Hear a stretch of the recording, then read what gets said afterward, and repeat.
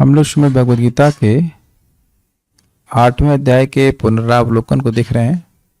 7वें अध्याय के अंत में भगवान ने कहा था कि जो लोग जरा और मरण से मोक्ष के लिए भगवान का भजन करते हैं वह ब्रह्म को जानते हैं, वह अध्यात्म को जानते हैं और आध्यात्मिक कर्म को जानते हैं। तो अब इस पे अर्जुन ने प्रश्न किया। अर्जुन उवाच किम तद ब्रह्म किम अध्यात्मम किम कर्म पुरुषोत्तम अधिभूतम च किम प्रोक्तम अधिदैवम किम उच्यते।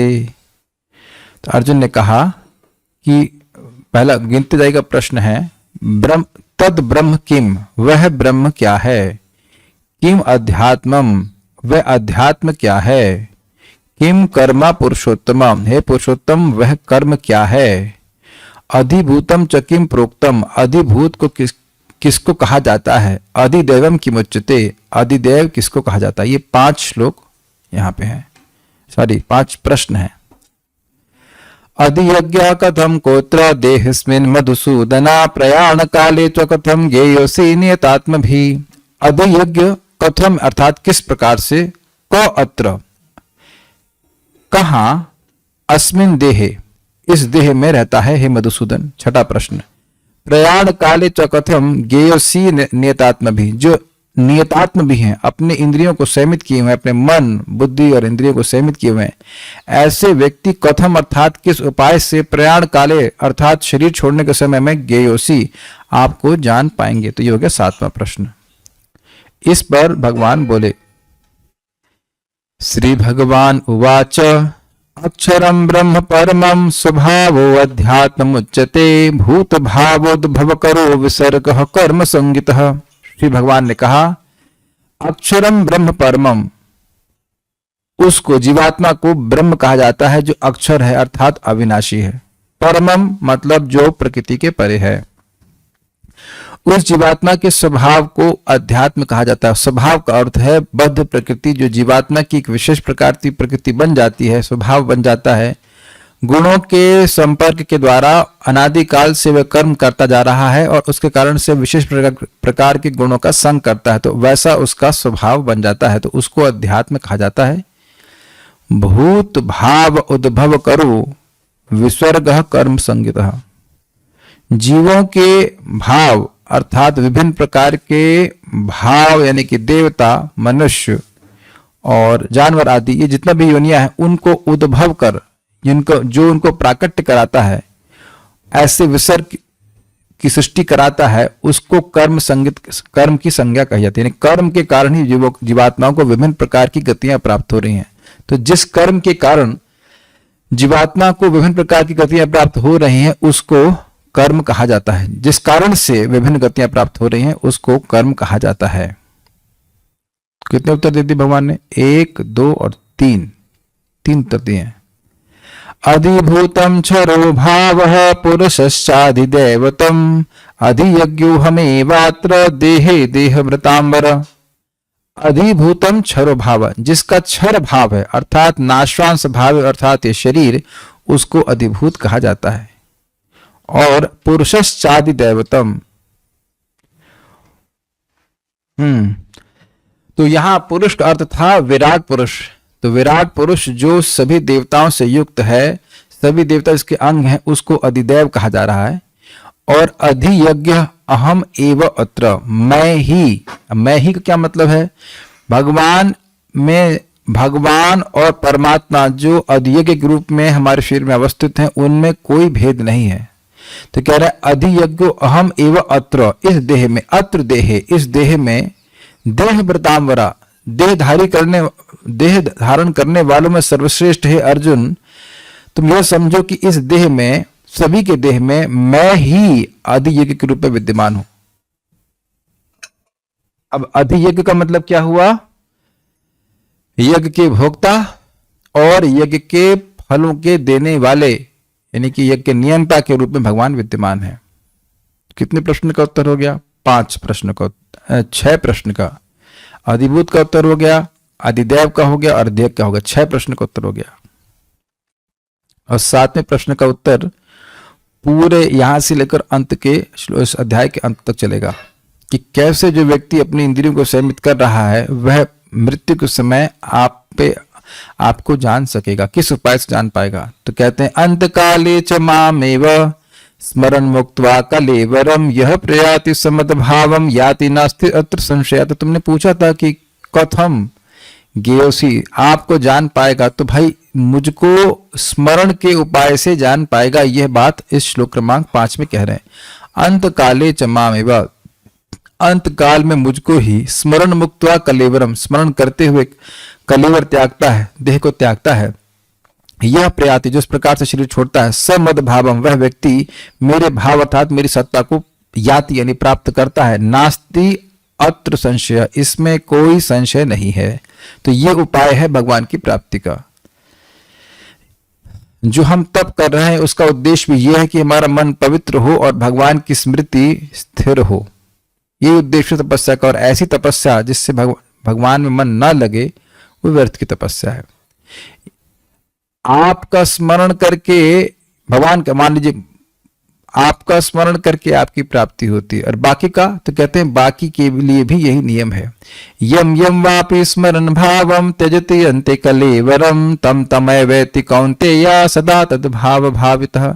यम यम वा अपि स्मरण भावम, और जो व्यक्ति जिस जिस वस्तु का स्मरण करता है, त्यजति अंत कलेवरम, शरीर त्यागते समय, तम तमैवेति कौन्तेय, उस भाव को, उस सत्ता को, हे कौन्ते पुत्र, सदा तद भाव भाविता, उस भाव से भावित होने के कारण, उस भाव से वासित होने के कारण, जैसे किसी स्थान में किसी वस्तु की गंध व्याप्त रहती है, ऐसे हम जो कर्म करते हैं उसकी महक, उन कर्मों की छाप संस्कारों के रूप में हमारे चित्त में को वासित करती रहती है, उसकी महक आती रहती है, उधर उसी में मन व्यक्ति का लगा रहता है। तो जो कार्य व्यक्ति जीवन भर करता है, उसकी वासना, उसकी महक कह सकते हैं, उसका संस्कार मन में छपा रहता है, और वही स्मरण व्यक्ति का मृत्यु के समय होता है, और फिर वह उसके अनुसार वैसा ही शरीर प्राप्त करता है। ये सब बातें हैं यहाँ पे, ये सिद्धांत समझा रहे हैं। इसलिए क्योंकि ऐसा है, यस्मात् तस्मात् सर्वेषु कालेषु मामनुस्मर युद्ध च मय्यर्पिता मनो बुद्धिर मामेव संशय। इसलिए सभी कालों में, क्योंकि मृत्यु कभी किसी सा काल भी आ सकती है, तो इसलिए हमेशा हर काल में माम अनुस्मर युद्ध च, मेरा स्मरण करके ही तुम युद्ध करो। तो क्या लाभ होगा? तो कहते हैं मयि अर्पिता मनो बुद्धि, अगर तुम अपनी मन और बुद्धि को मुझ में अर्पित करोगे तो मां मैं वैश्य असंशय, मुझको ही प्राप्त करोगे, इसमें संशय नहीं करना चाहिए। देखिए ये बहुत महत्वपूर्ण श्लोक है, क्योंकि मन और बुद्धि को तो हम कहीं ना कहीं अर्पित कर ही रहे हैं, और यह नहीं जान रहे हैं कि इससे मिलेगा क्या। थोड़े थोड़े इंद्रिय सुख के लिए व्यक्ति अपनी मन और बुद्धि को वहां लगा देता है, खूब लगाता है, जम के लगाता है, लेकिन मिलेगी क्या? वह इंद्रिय तृप्ति जो अब पशुओं को भी उपलब्ध है।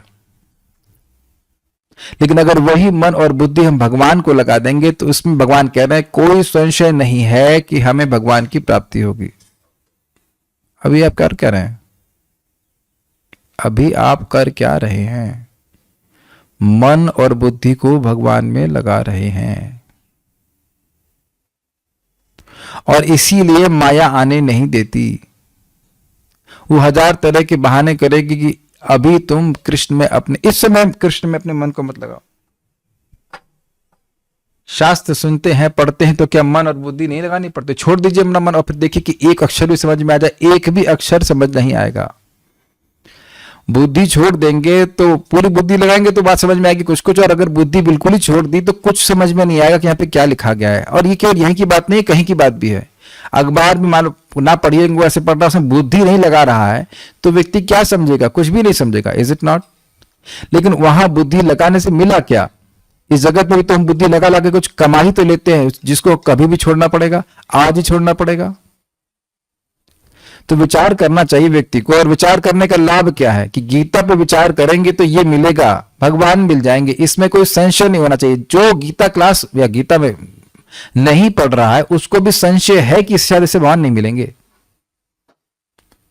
उसको संशय है कि पता नहीं मिलेंगे नहीं मिलेंगे। अगर यह विश्वास हो कि भगवान मिलेंगे तो वह निश्चित रूप से अपने मन और बुद्धि को भगवत गीता के अध्ययन में लगाएगा। भगवान स्वयं ही कहते हैं कि जो व्यक्ति इस संवाद का अध्ययन, पवित्र संवाद का अध्ययन करता है तो वह बुद्धि की मेरे द्वारा मेरी उपासना करता है। और यहां आपने स्पष्ट लिखा कि मन और बुद्धि को अगर भगवान में लगाते हैं तो कोई संशय नहीं है कि हम भगवान की प्राप्ति करेंगे। बहुत अच्छा श्लोक है। इसलिए एक भक्त को अपने जीवन में वह स्वयं देखेगा, देखा जा रहा है कि मन और बुद्धि को भोग में लगाने से कितनी जलन महसूस होती है। I will use very strong words. कितना डिस्गस्टिंग लगता है किसी भी प्रकार से किसी भी कार्य को जो भगवत संबंधी ना हो करने से कितना खराब लगता है, ये भक्त स्वयं ही अनुभव कर लेता है। क्यों भगवान भोग की वासना को तुरंत नष्ट नहीं करते? तुम देख लो कि किसी भी प्रकार का कार्य जो मुझसे संबंधित नहीं है वह क्या वाकई तुमको सुख देगा? क्योंकि निर्णय हमने स्वयं करना है। भगवान हमको फोर्स करना होता तो कब का फोर्स कर चुके होते। हमें स्वयं अपने विवेक के द्वारा को जागृत करना है कि नहीं, nothing can satisfy me in this world, everything is boring. Material world में जो भी कुछ है वो मैटर है, वो चिद वस्तु नहीं है, और चिद वस्तु के अलावा मुझे कुछ संतुष्ट कर नहीं सकता। केवल बोलने की बात नहीं है, भक्त अनुभव भी करता है। भगवान के संपर्क के द्वारा, भगवान की कथा के द्वारा, भगवान का नाम के द्वारा, प्रसाद के द्वारा देखता है कि ओह ये कितना सुखमय है। और जो भी माया के प्रलोभन हैं जो मैं सोच रहा हूं, all my distractive manoeuvres are not satisfying me. सुन के भी और अनुभव करके भी व्यक्ति समझ लेता है। तो बुद्धिमान व्यक्ति अपने मन और बुद्धि को भगवान में लगाता है तो भगवान की प्राप्ति करता है, इसमें कोई संशय नहीं होना चाहिए। अब भगवान यहां पे योग मिश्रित भक्ति का वर्णन करेंगे। ये एक उपाय बता रहे हैं जिससे व्यक्ति शरीर छोड़ते समय भगवान में अपने मन को लगा सकता है। अभ्यास योग युक्तेना चेतसा नान्यगामिना परमं पुरुषम दिव्यम याति पार्थानुचिंतयन्। अभ्यास योग से युक्त होकर बारंबार अभ्यास करके चेतसा नान्यगामिना, क्योंकि योग से युक्त है इसलिए चेतना पवित्र हो गई है, इसलिए चेतना अन्यगामी नहीं होती। अन्यगामी का मतलब भगवान के अलावा और कहीं नहीं जाती। यह है योग का प्रत्यक्ष अनुभव किया जाने वाला फल।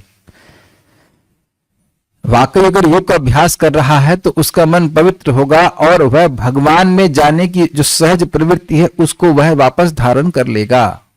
जो भगवान से इतर जा रहा है वह अप्राकृतिक प्रकृति है हमारे चित्त की। पवित्र चित्त भगवान की ओर जाता है। तो इसीलिए कह रहे हैं अभ्यास योग युक्तेन अतएव चेतसा नान्यगामिनः, अर्थात जिसने योग का अभ्यास नहीं किया है उसकी चेतना अन्यगामी ही होगी, बाह्य वृत्ति वाली ही होगी। ये बात वहां बोल रहे हैं यहाँ पे।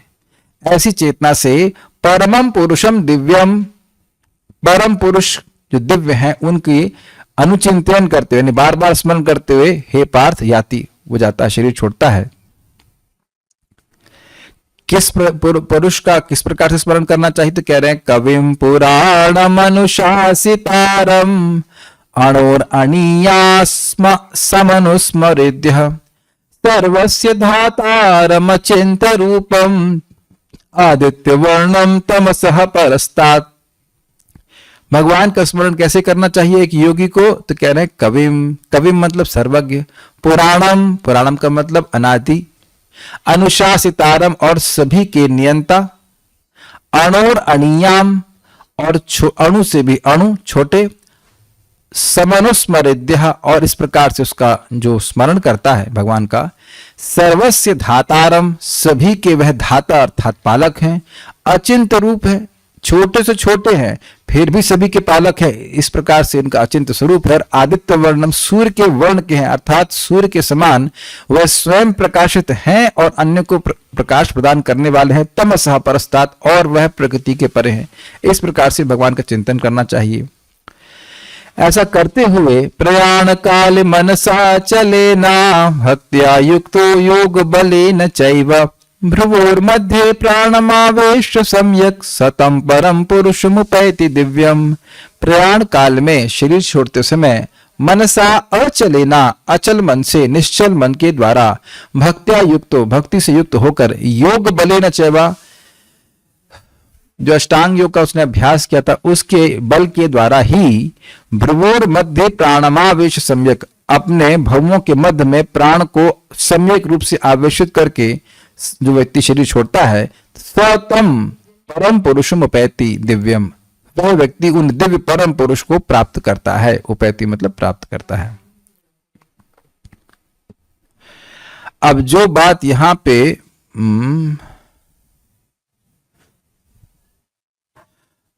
बताई गई थी उसी को भगवान कह रहे हैं कि मैं संक्षेप में बता रहा हूं, जो बात ना समझ में, हाँ, जो बात यहाँ पे अष्टांग योग मिश्रित भक्ति के बारे में बताई थी उसको थोड़ा संक्षेप में और विस्तार करना है। संक्षेप से ही विस्तार कर रहे हैं, बहुत ज्यादा विस्तार नहीं कर रहे, थोड़ा विस्तार कर रहे हैं। नहीं समझ में आ रहा है कि कैसे करना है तो उसको और बताएंगे। यद अक्षरम वेद विदो वदंती विशंति यद यतयो वीतरागाः यद छंत ब्रह्मचर्यम चरंती तत्ते पदम संग्रहेण प्रवक्षये। जिस पद को, यद जिस स्थिति को अक्षर कहते, अक्षर रूप से वेद विदः वदंती, जिसको अक्षर अव्यय निर्विकार जानते हैं, वेद को जानने वाले, वेद विदो वदंती बोलते हैं ऐसा। और विशंति यद यतयो वीतरागा, जो यतिगण है जो मोक्ष के लिए प्रयास कर रहे हैं, और वीतरागा जो राग आदि से जिनका चित्त शुद्ध हो गया है, वो व्यक्ति जिसमें प्रवेश करते हैं। इस कारण से यदि छंत ब्रह्मचर्यम चरंती, जिस कारण से वह गुरुकुल में जाकर गुरु के मार्गदर्शन ब्रह्मचर्य का पालन करते हैं, ते तत्पदम संग्रहेण प्रवक्षे, ते यानी तुमको, तत्पदम वह ब्रह्म पद मैं संग्रहेण प्रवक्षे संक्षेप में कहूंगा। अब उस जो यहां प्रतिज्ञा कर रहे हैं उसका वर्णन करते हैं। सर्वद्वाराणि संयम्य मनो हृदय निरुद्ध च मूर्धन्य ध्यायात्मनः प्राणम आस्थितो योग धारणाम। सर्वद्वाराणि संयम्य, सारी इंद्रियों के द्वारों को संयमित करते हुए उन्हें भोग में न जाने देते हुए, और मन हृदय निरुद्ध च, मन को हृदय में स्थिर करके, मन भोगों में नहीं जा रहा है, इंद्रिया संयमित है लेकिन हो सकता हो कि मन भोगों का विचार कर रहा हो, स्मरण कर रहा हो, तो इसलिए मन को भी हृदय में निरुद्ध करते हुए मूर्धन्य ध्यायात्मनः प्राणम, प्राणों को मूर्धनी अर्थात भवों के मध्य में स्थिर करते हुए, आस्थितः योग धारणा में, योग की स्थिरता के द्वारा व्यक्ति ऐसा प्राणों को स्थित करता है। उसके बाद आगे कहते हैं ओमित्येकाक्षरम ब्रह्मन् व्याहरन् माम अनुस्मरन् यह प्रयाति तुजं देहम सयाति परमां गतिम। ओम इति, उसके बाद वह ओम का उच्चारण करता है, जो क्या है, एक अक्षरम ब्रह्म, वह जो ब्रह्म है उसको ओम से संबोधित किया जाता है। ब्रह्म है वाच्य और ओम है उसका वाचक, उसका नाम। व्याहरण, ऐसे ओम का नाम ऐसा बोलते हुए माम अनुस्मरण, मेरा स्मरण करता है, तो यह प्रयाति, ऐसा करते हुए शरीर त्यागता है, तजन देहम सयाति परमाम गतिम, वह परम गति को प्राप्त करता है। अब यह बताकर इतना यहां तक योग मिश्रित भक्ति का वर्णन करके भगवान अब अनन्य भक्ति के द्वारा कहते हैं कि मैं बड़ी आसानी से सुलभ हूं। अनन्य चेता सततम यो माम स्मरति नित्यशः तस्यहं सुलभ पार्थ नित्य युक्तस्य योगिनः। जो अनन्य चित्त होकर सततम निरंतर यह माम स्मृति नित्यशः, जो रोज मेरा स्मरण करते हैं, तस्य हम सुलभ पार्थ, उनके लिए मैं पार्थ बहुत सुलभ हूं। यह सब योग मिश्रित भक्ति अष्टांग योग आदि का अभ्यास उन्हें करने की कोई जरूरत नहीं है। क्यों, तो कह रहे नित्य युक्त योगिना, ऐसे योगी मुझसे नित्य युक्त होना चाहते हैं, अर्थात चारों रसों में से दास्य साख्य वात्सल्य और श्रृंगार, इनमें से किसी एक रस में वह भगवान के संग नित्य युक्त रहना चाहते हैं। या एक अर्थ है कि यहां पे वह नित्य ही भगवान की सेवा में लगे रहते हैं, और इस प्रकार से वह भगवान की को आसानी से प्राप्त कर लेते हैं। रिमेम्बरेंस और थिंकिंग में क्या डिफरेंस है? कोई डिफरेंस नहीं है, एक ही बात है। स्मरण करना और थिंकिंग एक ही बात है, में तो कोई अंतर नहीं लग रहा। अच्छा, आपको प्राप्त कर लेते तो क्या हो जाएगा? तो कहते हैं मामुपेत्य पुनर्जन्मा दुखालयम अशाश्वतम नानुपवन्ति महात्मानः संसिद्धिं परमां गतः। माम उपेत्य, मुझको प्राप्त करके, पुनर्जन्मा दोबारा जन्म, दुखालयम अशाश्वतम, इस दुख के घर में और अशाश्वत जगत में नहीं होता। नानुपवन्ति, वह नहीं प्राप्त करते। कौन? महात्मानम, वह महात्मागण जो भगवान के अनन्य चेता है उनको बोल रहे हैं। क्यों? समसिद्धिम परमाम गतम, परमाम समसिद्धिम गतः, वह परम सिद्धि यानी मुझको ही प्राप्त कर लेते हैं। इसलिए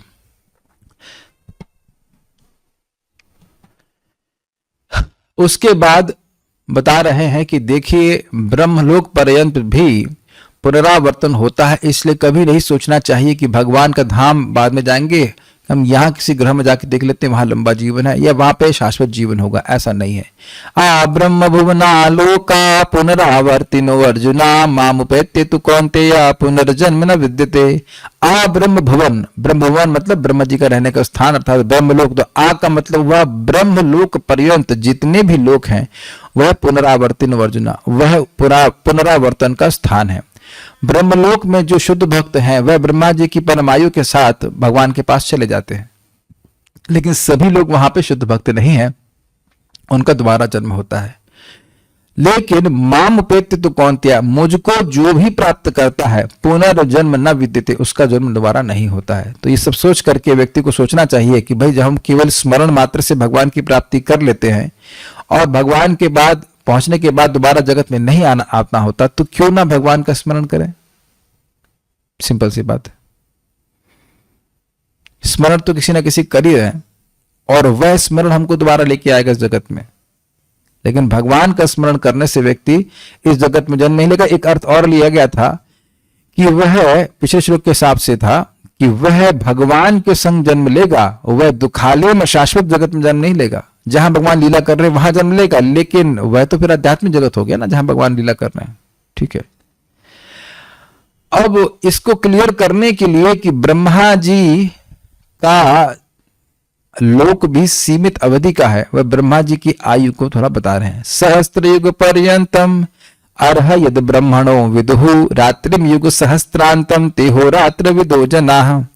सहस्त्र युग पर्यंतम, यहां युग का अर्थ है चतुर्युग, सतयुग त्रेता द्वापर कली, ये मिला करके एक चतुर्युग होता है, उसको यहाँ युग शब्द से इंगित किया गया है। तो सहस्त्र युग पर्यंत मतलब 1000 चतुर्युग पर्यंत अह यद ब्रह्मणो विदु, ऐसा ब्राह्मण अर्थात ब्रह्मा जी के दिन को विद्वान लोगों ने कहा है। विदु जानते हैं, विद्वान का मतलब हुआ जो महरलोक में रहते हैं और ब्रह्मा जी की रात्रि और दिन को देखते हैं, हम लोग तो देख नहीं पाते, या जो शास्त्र को जानने वाले हैं वो जानते हैं। रात्रिम युग सहस्त्रांतम, इसी प्रकार से ब्रह्मा जी की रात्रि है जो कि 1000 चतुर्युग तक चलती है।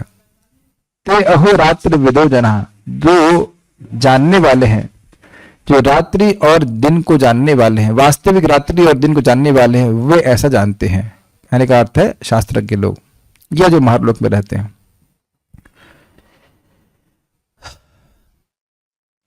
अब कह रहे हैं कि कैसे कैसे, अब अच्छा मान लो कोई पूछे कि भाई ये सब क्यों बता रहे हैं कि रात्रि होती है ब्रह्मा जी की इतनी लंबी और दिन होता है, तो यह सब क्यों बता रहे हैं। तो इसका बताने का प्रयोजन है कि जगत की अशाश्वतता को सूचित करें।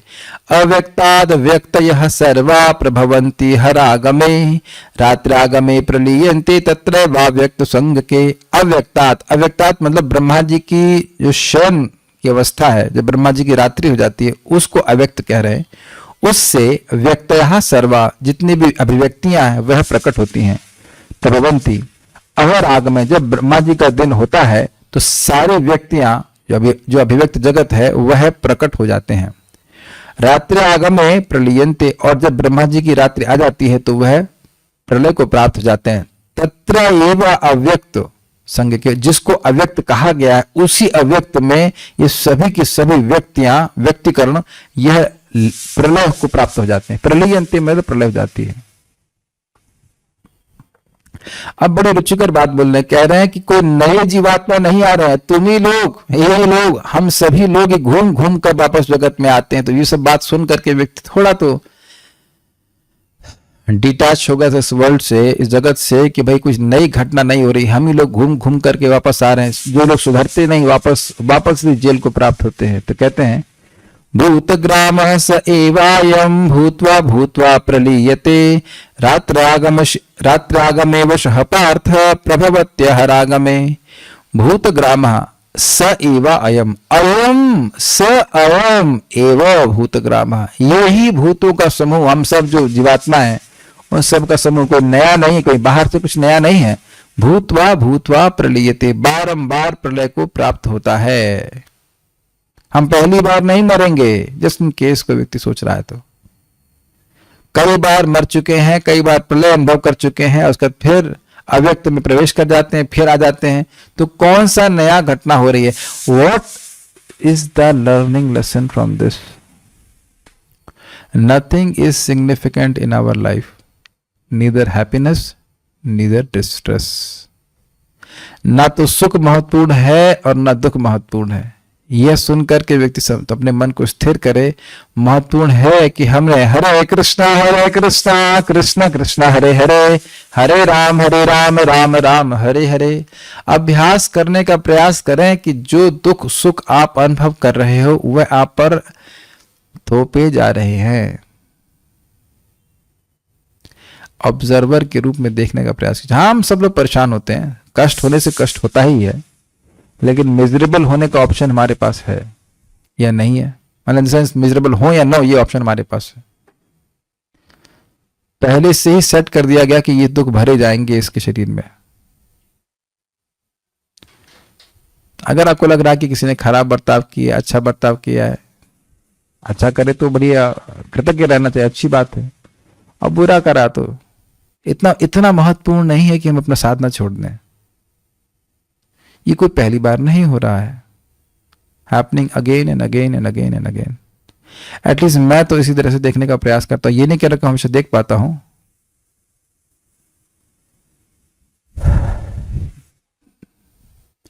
रात्रि आगमे वशः पार्थ प्रभवती हरागमे। और जब रात्रि आ जाती है, अर्थात ब्रह्मा जी की रात्रि आती है, तो अवश अवस्था में पार्थ, हे अर्जुन, सॉरी और नहीं, रात्रि आगम में आ जाने पर सारे के सारे जीव है वो प्रलय को प्राप्त होते हैं। और प्रभवती हरागम में, और जब दिन आ जाता है तो वह फिर शरीर प्राप्त कर लेते हैं। बहुत ज्यादा मटेरियल हैप्पीनेस आ जाए तो सिंपल तरीके से कैसे रिएक्ट करें? पहले तो ये बताइए कि क्या बहुत ज्यादा मटेरियल हैप्पीनेस आ सकती है? सारे पकवान रखते जाए तब भी कितना खाएंगे? कितना, किसको बोलते हैं बहुत ज्यादा मटेरियल हैप्पीनेस? मकान बनाएंगे बहुत बड़ा तो उसके पेपर लगाओ, ये लगाओ, टैक्स भरो, भरान 1000 तरह, करोड़ों रुपए भी आ जाएंगे, तब भी आप खाएंगे तो 2 ही रोटी। यूज तो एक ही एसी करेंगे, दूसरा एसी यूज करेंगे तो फ्रीज हो जाएंगे ना। कोई व्यक्ति है, किसी की हिम्मत है यहाँ पे 2 एसी यूज करने की? Please raise hand. एक ही रूम में बात कर रहा हूं, कोई नहीं ना। कोई कह सकता है कि हम एसी लाके सुखी हो गए तो दूसरा एसी लगा लो, डबल सुखी हो जाएंगे ना। तीसरा एसी लगाकर और सुखी हो जाएंगे ना, 3 टाइम, और 4 फिर तो कोल्ड स्टोरेज जाएंगे, मर ही जाएंगे, है ना। अरे एक ही एसी ठंडा बहुत ज्यादा कर देता तो व्यक्ति सुता रहे क्या हो गया हो। आप लोग अनुभव करते, हल्का सा मेरे कुछ उसमें आप लोगों ने भी अनुभव किया होगा, कभी नाखून में हल्की सी चीज घुस जाती है तो उधर उसको हम ध्यान नहीं दे रहे तो उसमें कितना दर्द होता है। हल्का सा अग्नि का स्पर्श हो जाए तो दुख तो बहुत ज्यादा मिलता है देह से, सुख बहुत कम मिलता है। पता नहीं आपकी उम्र कितनी है, मैंने नहीं। हाँ, जिन्होंने प्रश्न किया, अभी कुछ दिन पहले उनके दाएं हाथ पे चोट लग गई थी, शायद फ्रैक्चर हो गया था, काफी अच्छा लग रहा था ना, इज इट नॉट? तब तो खाना काफी अच्छा लगता होगा। हम आपका मजाक नहीं बना रहे, प्लीज ये देखने का प्रयास करें कि शरीर में दर्द देने की क्षमता बहुत ज्यादा है, सुख देने की बहुत कम। और जब भी आप कहें ये कैसे करें वो कैसे करें, भगवान का नाम जप कीजिए, भगवान का प्रसाद खाइए और कथा सुनिए, दिख जाएगा कि जगत बड़ा बोरिंग है।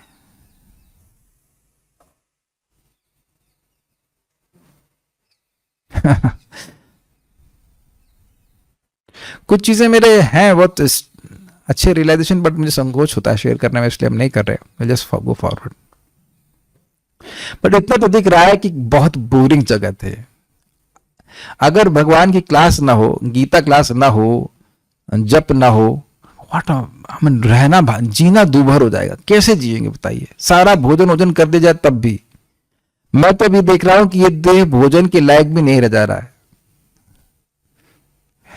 कि नहीं, बॉयल सब्जी खानी पड़ रही है जब भी गली। फ्रूट, ड्राई फ्रूट हो सकते हैं, लेकिन आपका पाचन तंत्र ही ड्राई हो गया तो आप क्या कीजिएगा बताइए? नहीं खा पा रहे ना, है कि नहीं? तो हिंट आ रहा है कि वृद्धावस्था में क्या होगा।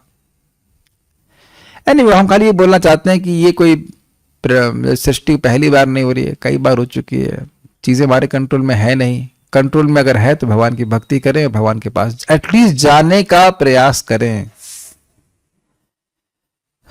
ये प्रयास ही है जो इस प्रलय और सृष्टि के परे है। सुनाई पड़ा? ये जो भक्ति को प्राप्त करने का प्रयास है, यही इस सृष्टि और प्रलय के परे है। इज इट सिंकिंग इन?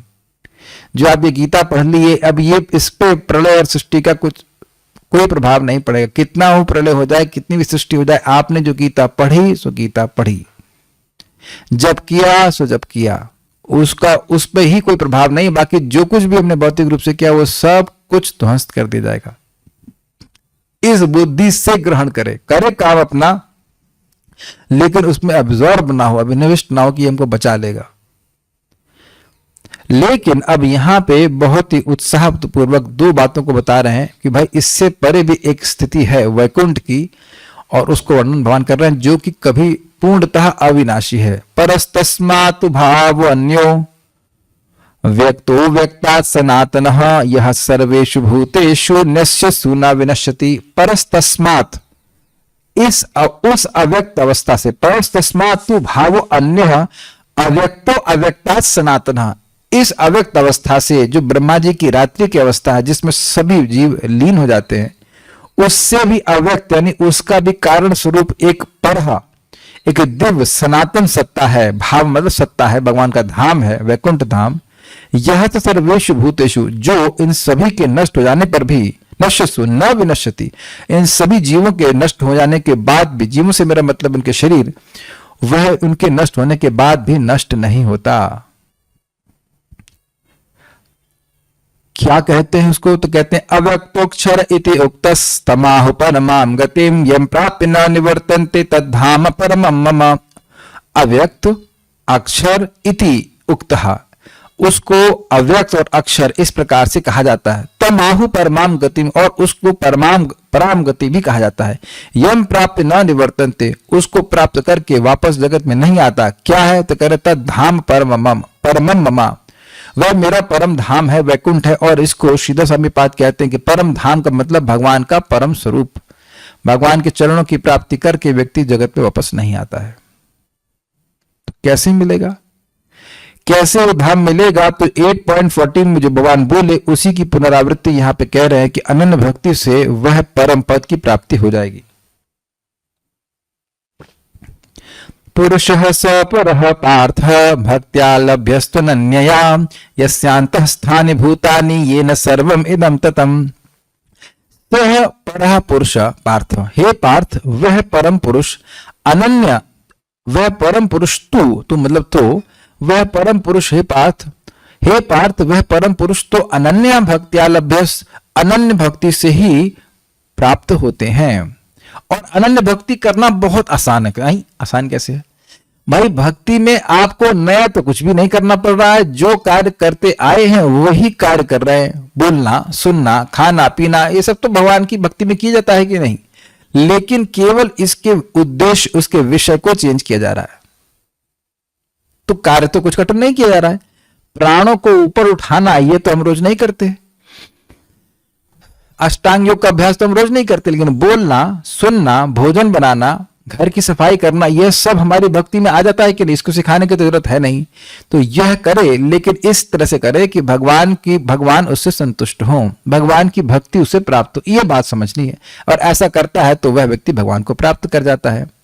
वो भगवान कैसे? तो कहते हैं यस्य अंतःस्थानि भूतानि, जिनके अंदर ही स्थित है सारे जीवात्मा, येन सर्वमिदं ततम्, और वह सभी वस्तु में, सभी जीव में व्याप्त है।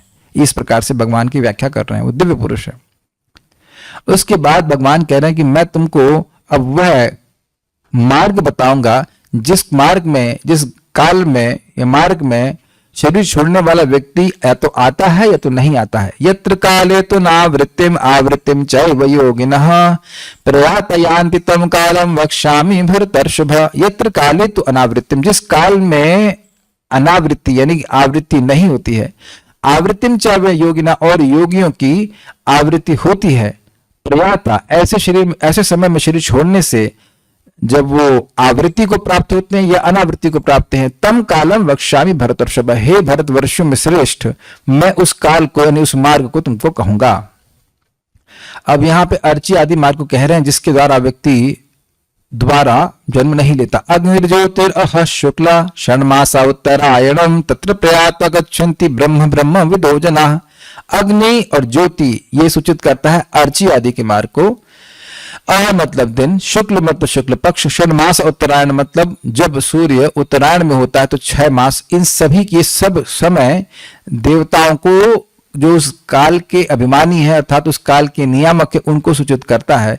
तत्र प्रयाता उस मार्ग में उन देवताओं की अध्यक्षता में शरीर छोड़ता है तो ब्रह्म गच्छन्ति ब्रह्म विदो जनाः, ब्रह्म को जानने वाले लोग अब ब्रह्म की प्राप्ति करते हैं। अब दूसरे में कह रहे हैं कि कौन व्यक्ति आवर्तन करते हैं। धूमो रात्रिस्तथा कृष्णा षण्मासा दक्षिणायनम तत्र चांद्रमसम ज्योतिर्योगी प्राप्य निवर्तते। धूम मतलब धुआं, रात्रि मतलब रात्रि, तथा कृष्ण, कृष्ण का मतलब कृष्ण पक्ष, षण्मास दक्षिणायनम और दक्षिणायन के 6 मास, इन समय में अगर कोई शरीर छोड़ता है तो तत्र चांद्रमसम ज्योतिर, वह चंद्रमा के परे ज्योति युक्त स्वर्ग लोगों की प्राप्ति करता है। ऐसे योगी उसको प्राप्त करने के बाद निवर्तते अर्थात दोबारा इस जगत में जन्म लेता है। शुक्ल कृष्णे गति हेते जगतः शाश्वते मते एक्या यात्यनावृतिम अनन्या वर्तते। पुनः शुक्ल मतलब अग्नि अर्चित आदि मार्ग और कृष्ण मतलब अंधकार का मार्ग, गति यानी कि ये मार्ग दो होते हैं, ही एते ये दोनों ही मार्ग हैं, जगतः शाश्वते मते जगत में शाश्वत रूप से ये 2 ही मार्ग हैं। एक या याति अनावृतिम, जो एक इस शुक्ल मार्ग से शरीर छोड़ता है तो वह अनावृत्ति अर्थात बंधन को दोबारा जन्म बंधन को प्राप्त नहीं होता है। और अन्य या वर्तते पुनः, और कृष्ण मार्ग से दूसरे मार्ग से अगर वह शरीर छोड़ता है तो पुनः उसका आवर्तन होता है, पुनः वह देह को धारण करता है। लेकिन योगी जन इससे प्रभावित नहीं होते। न ते श्रुति पार्थ जानन योगी मोहयति कश्चना तस्मात् सर्वेषु कालेषु योग युक्तो भवार्जना। न एते श्रुति पार्थ जानन, इन दोनों मार्गों को जानते हुए भी हे पार्थ योगी जन मोहित नहीं होते, कभी मोहित नहीं होते। क्यों? क्योंकि जानते हैं भगवान की भक्ति करने से सीधे व्यक्ति भगवान की प्राप्ति करता है, उसको इन मार्गों से कोई मतलब नहीं। तस्मात् सर्वेषु कालेषु योग युक्तो भवार्जुना, इसलिए सभी कालों में हे अर्जुन तुम योग युक्त हो अर्थात अपनी इंद्रियों को मेरी सेवा में लगाए रखो। उससे क्या लाभ होगा? तो कहते हैं वेदेषु यज्ञेषु तपः सुचैवा दानेषु यत् पुण्य फलम प्रदिष्टम अत्येति तत्सर्वमिदं विदित्वा योगी परम स्थानमुपैति चाद्यम। वेदों में, वेदेषु मतलब वेद अध्ययन करने में, यज्ञेषु यानी कि यज्ञ करने में, तपस्सु मतलब शास्त्र अनुमोदित तपस्या करने में, चैव दानेषु और दान करने में, सत्पात्र को सत्काल में सदिच्छा से दान करने में, यत् पुण्य फलम प्रतिष्ठम जो भी पुण्य फल कहा गया है, अत्येति तत्सर्वम उन सभी को लांघ जाता है, इदम विदित्वा यह जानकर। क्या जानकर? कि भगवान की भक्ति करके व्यक्ति, अनन्य भक्ति करके व्यक्ति भगवान की प्राप्ति कर लेता है, वह भक्ति करता है तो इस प्रकार के सारे पुण्य फलों को प्राप्त कर लेता है योगी। और साथ ही योगी परम स्थानम उपेति चाद्यम, और साथ ही योगी एक भगवान का भक्त जो अपनी इंद्रियों को भगवान की सेवा में लगा रहा है, वह आद्यम अर्थात जो सभी जगत का कारण है, ऐसे परम स्थान अर्थात भगवान के विष्णु के पद को, वैकुंठ की प्राप्ति कर लेता है। तो इसीलिए भगवान कह रहे हैं कि हर परिस्थिति में योगी रहो। ठीक है, अब इसके बाद नवा अध्याय शुरू होगा जिसमें भगवान परम को ही ज्ञान देंगे। कुछ बोल रहे हैं, एक भक्त कह रहे आज से ऑफिस स्टार्ट किया और आज ही से और पता चल गया कि बहुत बड़ा दुखालय है। जी हाँ, भगवान रियलाइजेशन के लिए ऐसी सेवाएं देते हैं। पर्पट में लिखा था कि वेद अध्ययन करने से चरित्र बनता है। चरित्र का प्रैक्टिकल मतलब क्या है? चरित्र का प्रैक्टिकल मतलब है अधर्म आचरण नहीं करना और धर्म के पथ पे चलना। बहुत सिंपल सी बात है। चरित्र का मतलब है 4 नियमों का पालन करना। ये धर्माचरण हुआ कि नहीं? पाप के स्तंभ बताएंगे ना, अवैध स्त्री संग, मांस नहीं खाना, जुआ नहीं खेलना, शराब नहीं पीना, और हाँ ये 4 हो गए। इसी पे पूरा पाप के आधार है, पाप की बिल्डिंग इसी पे खड़ी है। तो अगर वो व्यक्ति नहीं कर रहा है तो चरित्रवान कहा जाएगा, और धर्माचरण कर रहा है, भगवान का नाम जप कर रहा है, भक्ति कर रहा है तो चरित्रवान कहा जाएगा। ठीक है, so will stop here. Shrimad Bhagavad Gita की जय, श्रील प्रभुपाद की जय, निताय गौर प्रेमानंदे।